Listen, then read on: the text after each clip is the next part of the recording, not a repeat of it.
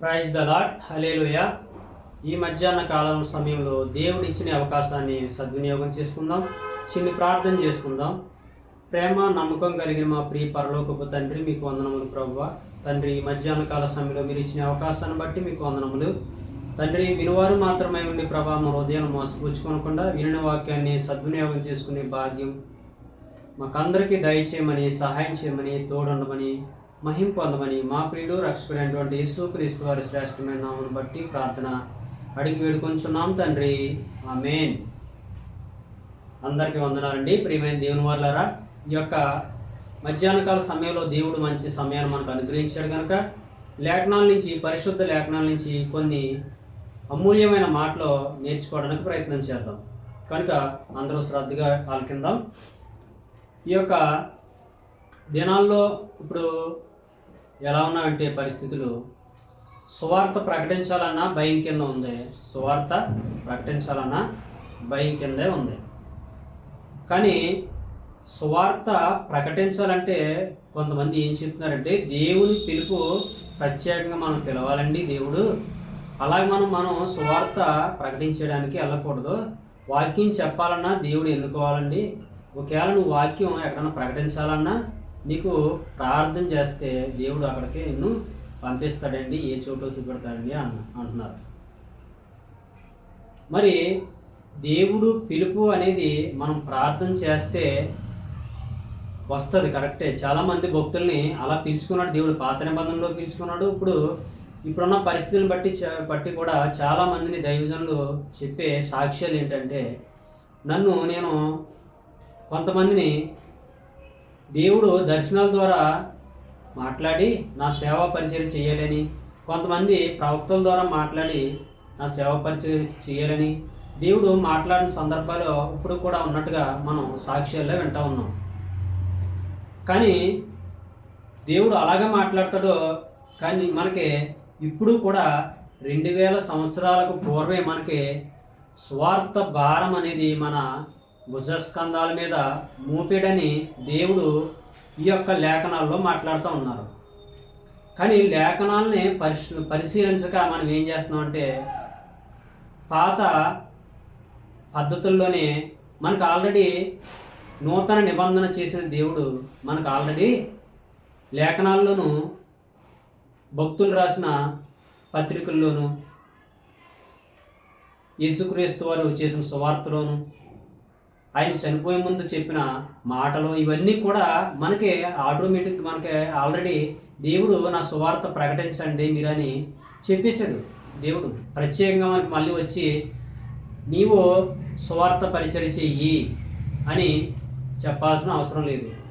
చూడండి, ఇది మాట ఎలా ఉందంటే, మనం ఆశీర్వాదాల కొరకు చాలా శ్రద్ధగా ప్రార్థన చేసి, ఈ లోకమైన భూలోక సంబంధమైన ఆశీర్వాదాల కొరకు ప్రార్థన చేసి, ప్రభువా నాకు ఇది జరగలేదు, ఇదేవ్వండి అదేవ్వండి అని ఎంతో శ్రద్ధగా ప్రార్థన చేస్తాం. కానీ దేవుడు నా పరిచర్య చెయ్యండి అంటే దేవుడు పిలవాలండి అని మనం అంటుంటాం. దేవుడు మనల్ని పిలవాలి. కానీ దేవుడు నువ్వు ప్రార్థన చేసిన వెంటనే నీకు ఇచ్చేయాలి. కానీ నువ్వు మాత్రం దేవుడు పిలిస్తే కానీ సువార్త పరిచర్యకి వెళ్ళరు. నాకు దేవుడు అన్నీ ఇవ్వాలి, నేను ఆ పరిచర్య చేయాలంటే ఆయన నన్ను పిలవాలి అన్న సోమరుల వల్ల మనం అయిపోతున్నాం. చూడండి, ఇప్పుడు సువార్త ప్రకటించాలంటే ఇప్పుడున్న పరిస్థితులను బట్టి ప్రతి ఒక్కరికి భయంగానే ఉంది. కానీ ఆ భయాన్ని కూడా దాటి వెళ్ళమంటున్నారు పౌలు భక్తులు. కొత్త నిబంధనలు ఉన్న భక్తులందరూ కూడా శ్రమలు అనిపించి సువార్త ప్రకటించినట్టుగా మనకి కనపడుతూ ఉంది. కానీ మనకి ఇప్పుడు అంత భయంకరమైన దినాలు లేవు. ఎక్కడన్నా సువార్త జరుగుతుంటే ఎవరైనా తిట్టేవారు తప్పించి మనకు ఆలకలాగా రంపాలతో పోసి కొట్టించుకునేంత పరిస్థితులు మనకి ఇంకా రాలేదు. కనుక మనం ఇప్పుడు కూడా దేవునికి సువార్త అంటే భయపడకుండా వెళ్ళాలి. మనకి ఎందుకు భయం అంటే, మనకి వెనకాల నేను సువార్తకి వెళ్ళిపోతే నా బిడ్డలో భవిష్యత్తు జీవితాలు ఏమైపోతాయి అని ఆలోచించేవారు చాలామంది ఉన్నారు. ఆ భయాన్ని బయటికి చెప్పుకోలేక ఏం చెప్తారంటే, దేవుడు పిలాలే సువార్త చేయాలంటే. ప్రియమైన దేవుని వారు ఆలోచించండి, మనం ఆయన సువార్త పని చేయడానికే మనల్ని ఆయనలో ఏర్పరచుకున్నాడు. ముఖ్యంగా సువార్త పని చేయాలి. అందుకే కోత విస్తారంగా ఉంది, పనివారు కొద్దిమంది ఉన్నారు కనుక ప్రతి ఒక్కరిని మార్చాలి, ఆ పనివారిని ఎక్కువ చేయాలి, అందులో ప్రతి ఒక్కరిని నిలబెట్టాలని సంకల్పం కలిగి ఉన్నారు దేవుడు. కనుక సువార్తకి ఆయన ఎలా పిలుస్తాడు, ఆయన పిలుపు ఎలా ఉంటుంది అని మనం ఆలోచిస్తూ ఉంటాం. కానీ లేఖనాల్లో ఏం చెప్తుందంటే, మిమ్మల్ని ఎప్పుడో పిలిచాను నేను సువార్తకి, ఎప్పుడో పిలిచాను, మిమ్మల్ని ఎప్పుడో ఎన్నుకున్నాను, నేను నా పని నిమిత్తమే మిమ్మల్ని ఎన్నుకున్నాను. కానీ మీరు మాత్రం ఏం చెప్తున్నారు, సాకులు చెప్తున్నారు. ఇంకేంటంటే సువార్త పరిచర్య, సువార్త ప్రకటించకపోతే కనుక శ్రమని పౌలు భక్తులు మాట్లాడుతూ ఉన్నారు. ఏంటి ఆ శ్రమ, ఎలాగొస్తుంది ఆ శ్రమ? సువార్త చెయ్యకపోయినా పాపమే. కనుక మనం పరిశుద్ధ లేఖనాల నుంచి మనం పరిశీలన చేద్దాం.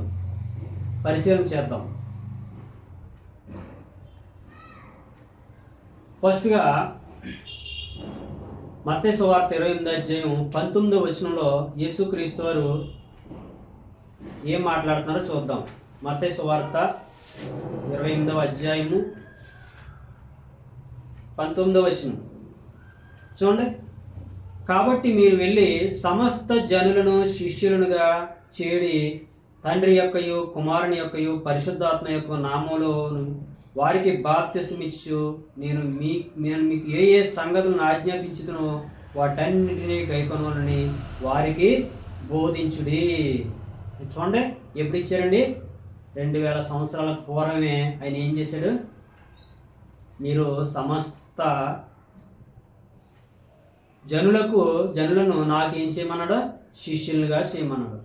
శిష్యులుగా అంటే శిష్యులుగా చేరిన ప్రతి ఒక్కరి మీద సువార్త భారం అనేది దేవుడు అనాది సంకల్పం నుంచే పెట్టాడు.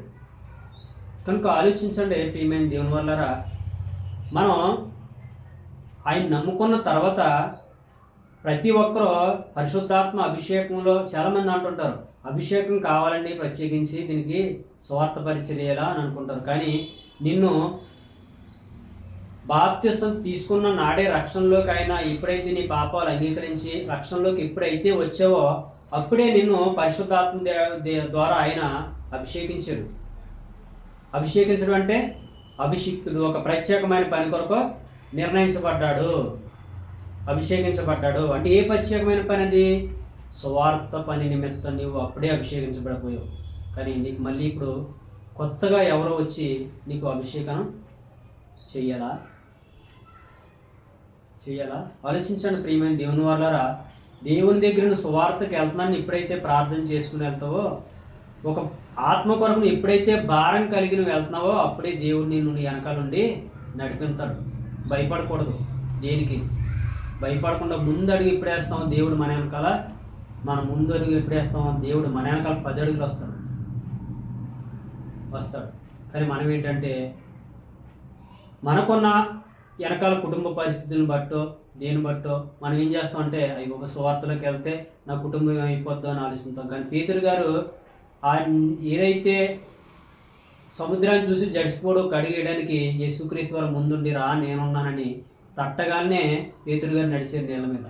అంటే భయాన్ని విడిచిపెట్టాలి. ముందు మనం ఏమైపోద్దో అని భయాన్ని విడిచిపెడితే అప్పుడు మనం సువార్తలో ముందుకు సాగుతాం. అంటే చూడండి, మనకి చచ్చిపోయినా లాభమే, బ్రతుకున్నా లాభమే, ఇటు చూసినా లాభమే. లాభం ఉన్నప్పుడు ఎందుకు భయపడాలి? అంటే భయపడుతున్నాం అంటే ఈ లోకానుసారంగా నాకు ఏదో పోద్దని భయపడుతున్నట్టు లెక్క. అంతే పౌలు గారు ఏమంటారంటే, చావు అయితే బ్రతుకుట క్రీస్తు, చావు అయితే మరీ లాభం. బ్రతుకుడితే క్రీస్తు కొరకు బ్రతుకుతాను, చచ్చిపోతే దేవుడి దగ్గరికి వెళ్ళిపోతాను. ఆ యొక్క తృష్ణ కలిగి మనం జీవించాలి ప్రియమైన దేవుని వాళ్ళారా. చూడండి, శిష్యులుగా చేయమన్నారు. ప్రతి ఒక్క శిష్యుడు సువార్త పని నిమిత్తం నిలబెట్టండి అన్నారు. అలాగే చూడండి, పేతురు రాసిన మొదటి పత్రిక 2వ అధ్యాయము 9వ వచనం ఏం మాట్లాడుతున్నారు చూద్దాం. పేతురు రాసిన మొదటి పత్రిక 2వ అధ్యాయము 9వ వచనం. అయితే మీరు చీకటిలో నుండి ఆశ్చర్యకరమైన తన వెలుగులోనికి మిమ్మల్ని పిలిచిన వాని గుణాతిశయములను ప్రచురం చేయని నిమిత్తము ఏర్పరచబడిన వంశమును, రాజులైన యాజక సమూహమును, పరిశుద్ధ జనమును, దేవుని సొత్తైన ప్రజలై ఉన్నారు. చూడండి, పేతురు గారు ఏం మాట్లాడుతున్నారంటే, మీరు ఎప్పుడో చీకటిలో నుండి తన ఆశ్చర్యకరమైన వెలుగులోకి మిమ్మల్ని పిలిచేశాడు ఆల్రెడీ. పిలిచిన వాని గుణాతిశయములను మీరు ప్రచురము చేయు నిమిత్తము ఏర్పరచబడ్డారు అని. ఆయన గుణాతిశయములు అంటే సువార్త, ఆయన సువార్త పరిచర్య మీరు ప్రచురం చేయడానికి మీరు ఏర్పరచబడిన, చూడండి, రాజులైన యాజక సమూహము. రాజులంటే ప్రజల సేవ చేయాలి. నువ్వేం సేవ, ఎవరి సేవ చేయాలి? దేవుని సేవ కొరకు నువ్వు ఎప్పుడూ ప్రత్యేకించబడిపోయావు. యాజక సమూహం, యాజకులు సేవ చేయవలసిన పని ఏంటి? పాత నిబంధన కాలంలో మందిర సేవ, మందిర పని, యాజక ధర్మం. కనుక నీవు మందిర సేవ ఎలాగైతే యాజకులు చేశారో నువ్వు కూడా దేవుని పరిచర్య నిమిత్తం ఒక యాజకుడిగా నిన్ను దేవుడు ఏర్పరచుకున్నాడు. అప్పుడే నువ్వు ఎప్పుడైతే రక్షణలోకి వచ్చావో, ఎప్పుడైతే నిన్ను బయట నుంచి లోకంలోంచి నిన్ను దేవునిలోకి పిలిచాడో, అప్పుడే నువ్వు దేవుని కొరకు ప్రత్యేకింపబడ్డావు. దేవుని పరిశుద్ధాత్మ ద్వారా నువ్వు అభిషేకించబడ్డావు. అప్పుడే నువ్వు సువార్తకు ప్రతిష్ఠ చేయబడ్డావు. కానీ మనం ఏమంటామంటే, మన సమస్యలను బట్టి మనం ఏం చేస్తామంటే, నన్ను దేవుడు ఇంకా పిల్లలేదు, సువార్త పరిచయం చేయాలంటే ఆషామాషి కాదు. కష్టాలు, ఇరుకులు, ఇబ్బందులు ఉన్నాయి. ఆనాడు అపొస్తలులందరూ, భక్తులందరూ కూడా ఆయా అన్య దేశాలు అందరూ చెదిరిపోయి రంపాలతో కోయబడి చెట్లలోనూ గుహల్లోనూ దాక్కుని సువార్త ప్రకటించారంటే, ఈరోజు నీవు నేను రక్షింపబడి ఉండేవాళ్ళం కదా. ఒకవేళ అలాగే సువార్త ప్రకటించకపోతే నీకు నాకు కూడా ఆ రక్షణ లేదు. మరి వాళ్ళు అంత కష్టపడి తెచ్చిన సువార్తని, రక్షణని మనం నిర్లక్ష్యం చేసి ప్రకటించకుండా మనం ఏం చేస్తున్నామంటే సాకులు చెప్తున్నాం, సోమరులుగా ఉండిపోతున్నాం. ఆలోచించండి ప్రియమైన దేవుని వాళ్ళరా. మనకి ఇప్పుడు కూడా స్పృహ తెలియకపోతే కనుక మనం ఇలా ఎక్కడేసిన గొంగల అక్కడే ఉండిపోతాం. ప్రతి ఒక్కరూ తమ పరిధిలో ఎవరికైతే సువార్త ప్రకటించగలరో వాళ్ళందరూ కూడా దేవుని పరిచర్య నిమిత్తం ఒక్క ఆత్మ కన్నా సువార్త చెప్పి దేవుని పని నిమిత్తం ఇక్కడ మందిరానికి తీసుకురావాలి. చూడండి, నీవు ఎప్పుడైతే రక్షింపబడ్డావో దేవుడు ప్రేమతో నిన్ను రక్షించాడు. అదే ప్రేమ ఎదుటి వారి మీద కూడా చూపించమంటున్నాడు. చూపించి నీకు ఒక బాధ్యత ఇచ్చాడు. నిన్ను రక్షించాను గనక ఆ కృపతోనే నువ్వు కూడా ఎదుటి వారిని ప్రేమించి నా దగ్గరికి తీసుకురా. ఆ బాధ్యత నీ మీద పెట్టాడు దేవుడు. కానీ మనం ఏం చేస్తున్నామంటే, ప్రభువా నాకు ఆశీర్వాదాలు అన్నీ కావాలి కానీ ప్రభువా మీ కొరకు నేను పనికి మాత్రం రాను ప్రభువా అన్నా. చూడండి, సువార్త పరిచయం చేయకపోవడం పాపమని కూడా దేవుడు అంటున్నాడు. చూడండి, యాకోబు పత్రికలో మాట ఉంటుంది. యాకోబు పత్రిక 4వ అధ్యాయం 17వ వచనం. 4వ అధ్యాయం 17వ వచనం. కాబట్టి మేలైనది చేయి నెరిగియో అలాగు చేయి వారికి పాపము కలుగును. ఏంటంట? మేలైనది చేయాలని తెలిసి చేయకపోతే కనుక అదేంటంట? పాపం వల్ల వాళ్ళని వచ్చిన జీతం ఏంటి? మరణం. చూడండి, నీకు ఒక మనిషికి సువార్త ప్రకటించడం అంతకు మించి మేలు నువ్వేం చేయగలవు? సువార్త ప్రకటించే ఆత్మని దేవుని దగ్గరకు నడిపించావంటే అంతకు మించి వేరే మేలు నువ్వు చేయాల్సిన అవసరం లేదు. అంతకు మించి మేలు ఇంకా లేనే లేదు. ఒక మనిషిని, ఒక ఆత్మను దేవుని దగ్గర నడిపించావంటే అతనికి నువ్వు చేసే మేలు ఏంటంటే ఇదే గొప్ప మేలు. మేలైనది చేయి నెరుగు. నువ్వు చేయకపోతే కనుక నీకేం కలుగుతుంది? పాపం. నువ్వు ప్రకటించలేదు కనుక నువ్వు నీకే పాపం. మరి ఆ పాపం వలన వచ్చిన జీతం మరణం. చూడండి, అది ఎరిగిన పౌలు భక్తుడు గారు ఏం మాట్లాడతారంటే, కొరింథీకి రాసిన మొదటి పత్రిక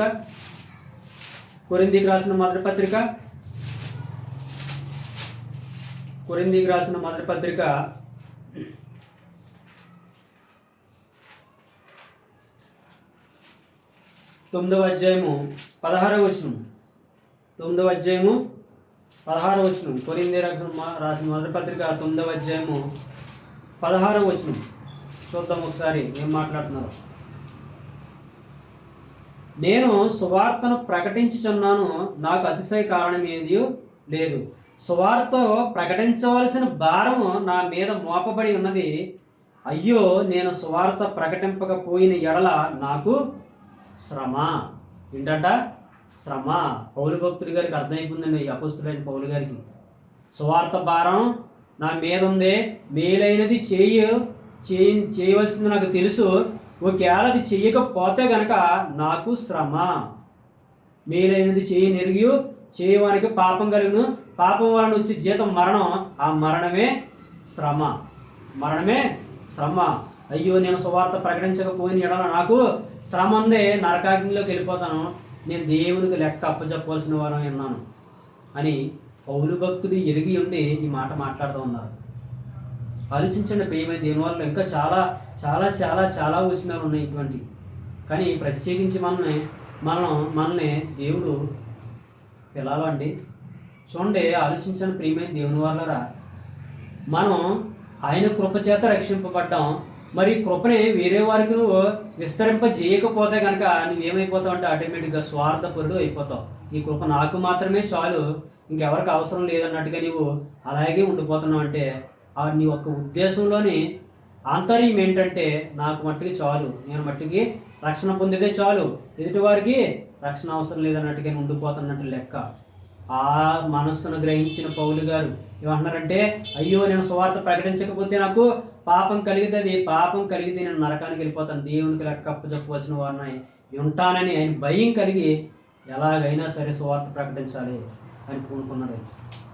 చూడండి ప్రియమైన దేవుని వాళ్ళరా.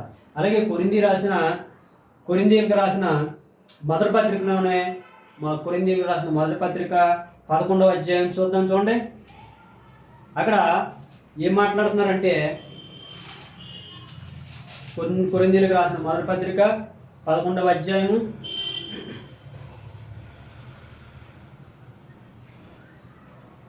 26వ వచనం. 11వ అధ్యాయం 26వ వచనం. ఈ రొట్టె తిని ఈ పాత్రలోని తాగునప్పుడెల్లా ప్రభు వచ్చి వరకు ఆయన మరణము ప్రచురించుదురు. కాబట్టి ఎవడు అయోగ్యముగా ప్రభు యొక్క రొట్టెను తినునో లేక ఆయన పాత్రలోని తాగునో అతను ప్రభు యొక్క శరీరమును గురించి రక్తమును గురించి అపరాధి అయిపోతాడంట. చూడండి, నువ్వు ఈ రొట్టె తిని ఎప్పుడైతే ప్రభు వల్ల ఆరాధన మనం తీసుకుంటున్నామో ఈ రొట్టె తిని ఈ పాత్రలోనిది తాగునప్పుడు ఎల్లా మనం గుర్తు చేసుకోవాల్సింది ఏంటంటే, చూడండి అక్కడ ఏం మాట్లాడుతున్నారు, 26వ వచనం. ఈ రొట్టెని తిని ఈ పాత్రలోని తాగునప్పుడెల్లా ప్రభు వచ్చి వరకు, అంటే రెండవ రాకడ వరకు కూడా ప్రభు వచ్చి వరకు ఆయన మరణమును ప్రచురించుదుడు. ఆ మరణం అంటే ఏంటి? ఆయన పునరుద్ధానం, ఆయన మరణించి తిరిగి లేచాడు, ఆయన దేవుని లేపడిది ఏంటిది? సువార్త. నువ్వు ఆ రొట్టె తిని ఆ పాత్రలోని తాగుతున్నావంటే దానికి నువ్వు యోగ్యంగా ఉన్నావో అయోగ్యంగా ఉన్నావో ఒకసారి మనం ఆలోచించాలి ప్రియమైన దేవుని వాళ్ళరా. ఆ పాత్రలో తిన్నప్పుడల్లా తాగినప్పుడల్లా నువ్వేం గుర్తు చేసుకోవాలంటే, అయ్యో నా మీద భారం ఉంది, సువార్త భారం. ఆ భారం నేను ప్రచురిస్తున్నానా లేదా? ప్రభు వచ్చే వరకు నువ్వేం చేయాలంట? ప్రభు వచ్చే వరకు ఆయన మరణమును ప్రచురించాలంట.